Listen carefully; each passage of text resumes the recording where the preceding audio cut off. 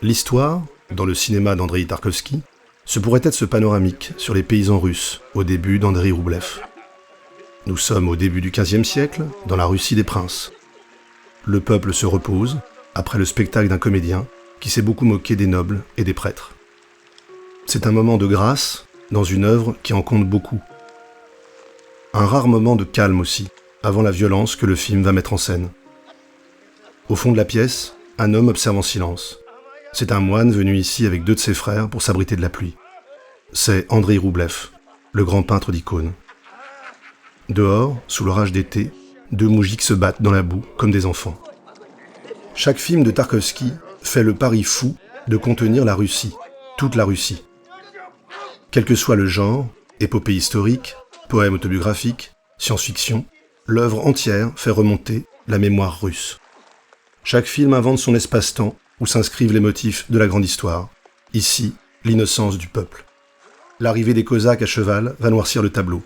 Ils viennent arrêter le bouffon qui a trop ri du prince et de l'église. La violence d'État détruit l'innocence. Première leçon du cinéaste russe. L'œuvre de Tarkovski commence par un diptyque historique qui revient sur 2 moments fondateurs de l'histoire russe.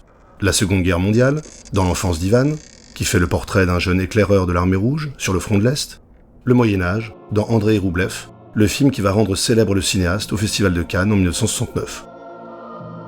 Dans les 2 films, c'est la violence que filme Tarkovski, violence originelle qui marque la Russie comme une malédiction.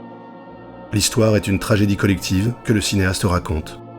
Tarkovski invente et met en scène un Christ russe escorté sous la neige jusqu'au lieu de son martyre. Impuissant, le peuple regarde le spectacle de sa souffrance comme un miroir de son destin malheureux. Réalisé en pleine guerre du Vietnam, Andreï Roublev est un théâtre de toutes les cruautés. En dépit de la censure soviétique qui voulait gommer les violences, Tarkovski représente l'horreur dans tous ses détails. L'enfant témoin voit la mort partout. Un paysan à qui un brigand a percé les yeux au couteau. Un autre abattu sauvagement et dont la gourde de lait s'écoule lentement dans le ruisseau. Un chien brisé dans son élan et battu à mort par un moine fou. La carcasse d'un oiseau trouvé dans une forêt, comme une vanité qui rappelle que la beauté est fragile. Enfin, la mort violente du jeune apprenti de Roublev, percé par une flèche tatare, et dont le cinéaste filme la lente agonie comme une nouvelle passion.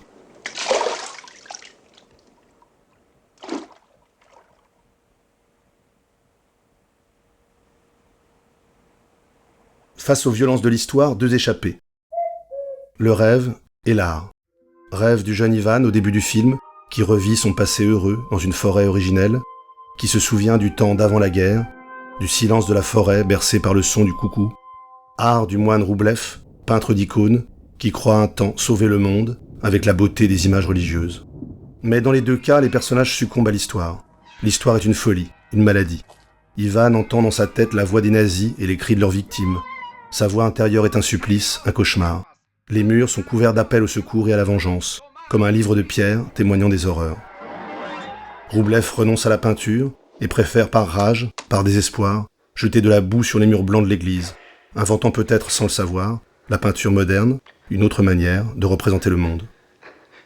Après ces 2 films fondateurs, qui reprenaient la tradition cinématographique russe de l'épopée et du film de guerre, Tarkovski va inventer une forme nouvelle pour inscrire le passé au cœur de son cinéma.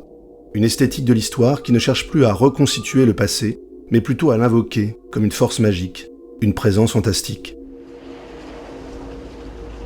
Sur le visage d'une mère, il y a toute la tendre Russie de l'enfance. Sur le visage d'un homme, la mémoire des camps et de la terreur soviétique. Pour Tarkovski, l'histoire ce n'est pas du temps passé, une époque à jamais disparu et détachée de nous. C'est une mémoire sensible qui revient sans cesse, qui travaille le présent, comme dans cette scène du miroir, où des images de la guerre d'Espagne surgissent en flash au milieu d'une conversation entre des réfugiés espagnols en URSS. Il parle de corrida, mais c'est la guerre qui remonte. Tarkovski utilise les images d'archives autant pour ce qu'elles renseignent que pour ce qu'elles libèrent comme émotion. Une tristesse fondamentale, celle du peuple espagnol chassé par le fascisme. L'histoire des familles déchirées par la guerre.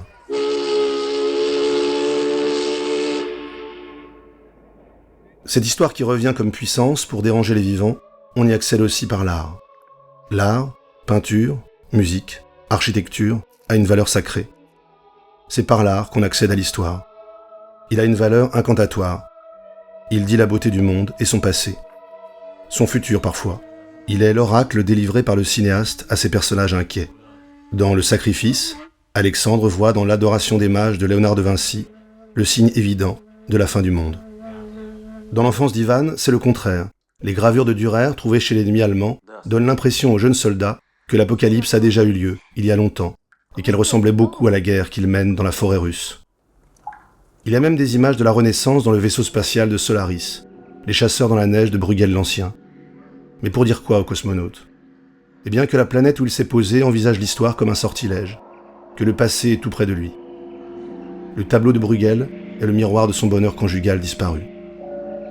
L'histoire sortilège, c'est la meilleure définition de l'histoire chez Tarkovsky. Et ce n'est pas étonnant qu'on y hante surtout par le rêve. Le rêve est la métaphore de l'histoire. Une mémoire dérangée qui réinvente le temps et l'espace. Un passé recomposé selon une pure logique des sens. Il donne à voir les images d'une Russie essentielle, celle que l'écrivain russe exilé en Italie, personnage principal de Nostalgia, ne cesse de convoquer en vain. Tableau d'histoire idéale, temps retrouvé de la chère Russie. Une sœur et son jeune frère dans un paysage de brume, avec le chien qui vient et au loin, un cheval, totem du cinéaste. Puis les mêmes figures et quelques autres qui les ont rejoints. La mère près de l'enfant, la grand-mère, autrement agencée dans un contre-champ qui donne à voir la maison au loin. Tandis qu'une corne de brume annonce un départ et que le soleil se lève doucement au-dessus de la datcha. Chez Tarkovsky, cette mémoire affective de la Russie rêvée est indissociable d'une poétique des 4 éléments. L'histoire est une expérience physique, autant que spirituelle. Au début du miroir, c'est l'air et le vent qui chorégraphient la rencontre entre la mer et l'inconnu qui s'éloigne. Le vent qui souffle fort, puis s'arrête subitement. Le feu et ses braises incandescentes à l'entrée du tunnel dans Stalker. L'incendie, spectacle pour les enfants. La terre, ou plutôt la boue, terre et eau mêlées, signature de Tarkovsky. La boue dans laquelle s'enfonce le pas des marcheurs, où le stalker trouve son lieu de repos allongé dans les flaques d'eau.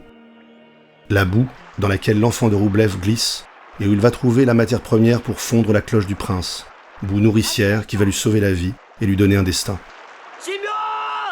La pluie battante qui frappe le jeune artisan signale le dernier élément physique sur lequel Tarkovsky a construit un imaginaire.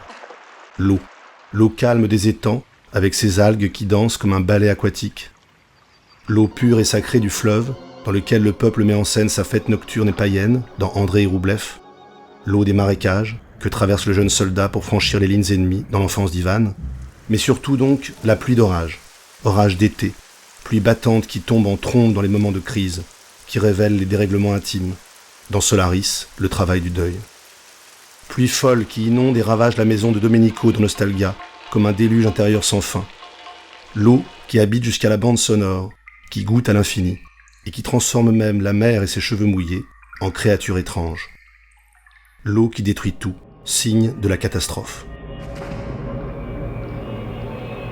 Papà, è questa la fine del mondo? L'œuvre est habitée par des images d'apocalypse, des fragments de fin du monde que Tarkovsky rassemble comme un archéologue halluciné. Dans Stalker, la caméra découvre les restes de l'humanité recouvertes par les eaux du déluge. Une icône dans un livre d'art, des pièces de monnaie, des métaux et de la ferraille d'usine, une mitraillette. C'est la mémoire de l'ère soviétique, un bric-à-brac dérisoire dont Tarkovsky fait l'inventaire. Le détonateur d'une bombe, des algues d'encre rouge et noire, un poisson-chat qui vient rôder, et tout ça sur un fond sonore assourdissant, qui mêle le rythme des trains de déportés et aussi le boléro de Ravel.